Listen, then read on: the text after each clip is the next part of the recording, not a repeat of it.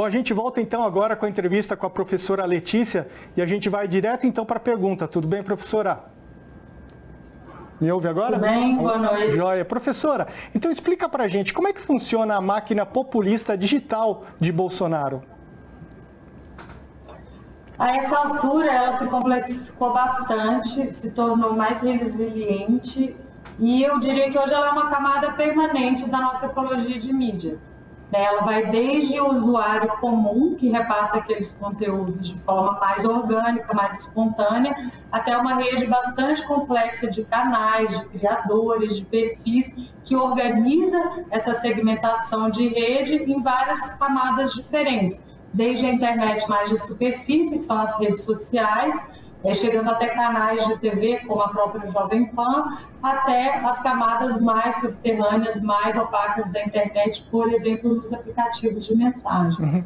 Professora, a senhora diz no livro que o bolsonarismo pode ter uma vida longa. Por que a senhora chegou a essa conclusão? Do ponto de vista da infraestrutura digital, eu acho que isso já está muito evidente, porque é um ecossistema, um tipo de público que se tornou muito autossustentado a essa altura. Ele não depende mais apenas da figura de Jair Bolsonaro para estar agregando esses diferentes segmentos. Ele, inclusive, hoje chegou a um grau de autofinanciamento, de sustentabilidade, inclusive financeira, bastante grande. Isso para não falar do próprio ativismo orgânico dos seguidores do presidente, como aconteceu nos Estados Unidos. Possivelmente, se ele sair do governo, eles vão continuar atuantes ainda. Uhum. Professora, quais os motivos levaram a essa situação de manutenção e até de crescimento da política de ódio? Eu acho que tem a ver com a polarização propriamente dita, que é algo que está na sociedade, mas que talvez não estaria de forma tão realçada ou tão extrema, não fosse também essa ajuda, digamos assim, que os algoritmos das redes sociais dão para que o mundo sociopolítico fique partido ou bifurcado em dois campos que são como uma imagem invertida uma da outra, Por isso que o livro se chama O Mundo do Avesso, porque em casos extremos o que a gente tem é essa polarização invertida, e o problema que a gente tem hoje é que era algo para ser secundário e que está ocupando cada vez mais, colonizando cada vez mais a totalidade do campo político-eleitoral no Brasil.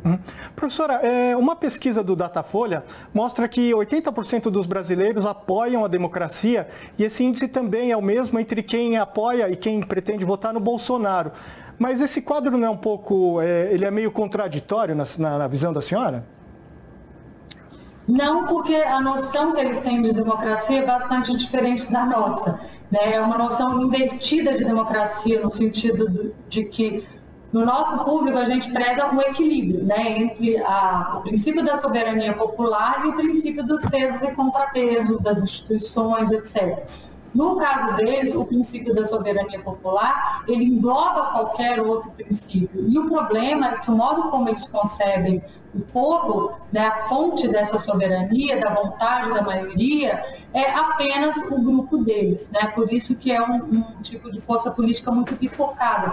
Eles só entendem como os verdadeiros brasileiros que devem receber direitos, que devem receber reconhecimento, como sendo quem pertence ao seu próprio grupo. E nós estamos correspondentemente excluídos do Brasil, por isso que eles falam que a bandeira no caso vai ser vermelha para a gente ir para Cuba, para a gente ir para Venezuela. Eles se veem como o povo, os donos do Brasil.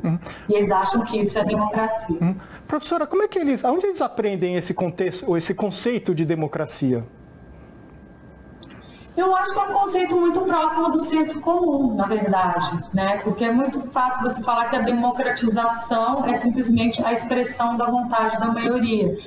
O outro lado da democracia, que é esse lado institucional, que entende que existem contradições na sociedade que precisam ser gerenciadas de forma o mais equilibrada, o mais isonômica possível, que todo mundo tem direito a uma voz, concorde ou não, ela é de mais difícil apreensão para o senso comum, digamos assim. Ela tem que ser o resultado realmente de uma educação política mais sustentável, de uma educação para a cidadania mais sustentável. E o que a gente teve durante esses 4 últimos anos, infelizmente, foi uma suspensão quase completa, né, desse tipo de educação e muito pelo contrário, um acirramento dessa visão mais senso comum, mais limitada, de que a democracia é apenas a livre expressão da vontade popular, o povo sendo entendido aqui como o meu grupo, as pessoas que concordam comigo e não o outro. Mas, professora, com esse tipo de gente, tem como combater essa desinformação, esse tipo de mentira, ou é um caso perdido isso?